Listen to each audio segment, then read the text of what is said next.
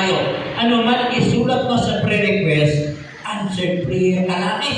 Bakit? Habang sinusulat mo ng inihingi mo, ginaganahan ka. Ngayon, habang sinusulat mo, wala ka ng gana. Kaya hindi ka nang tinuubos na, hindi ka pa tinutugon. Bakit hindi ka tinutugon? Sapagkat wala ka ng gana. Sumulat sa Diyos na may likha ng lahat ng bagay. Amen po ba? Noon ang gawain ay tutupay. Ha?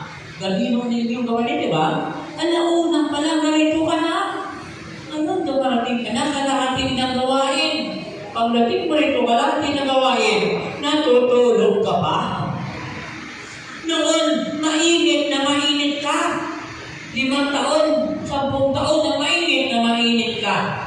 Pagdating ng 15 taon, mainit-init na lang. Pagdating ng 20 taon, maligam-gam na. Alam niyo maligam-gam? Nagahagaw ang lamig at sa kainit. Pagdating ng 30 taon, ito na. Nakita na kayo ng pusa. Tapos kami nakita ng pusa. Pusa, tapos kami. Alam niyo ang pusa? Pag tinitigan mo ka ng mukha, ang ilong ng pusa, pag tinitigan mo, may pawis ang ilong ng pusa. Pero pag inawakan mo ang pawis sa ilong ng pusa, malamig. Ganun ang ating buhay.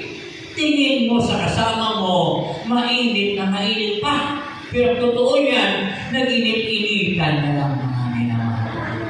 Pagkaramdam mo sa sarili mo, mainit ka pa. Pero totoo yan, ipinapakita mo na lang na ikaw ay mainit na. Pero sa totoo, kita-kita ng Diyos na malamig na ang iyong puso sa paglilingkod. Bakit? Noon, Sabado pa lang, nagmamadali ka na naging Biyernes muli. Ngayon, parang ayaw na dumating ang araw ng Biyernes. Bakit? Dadalo ka na naman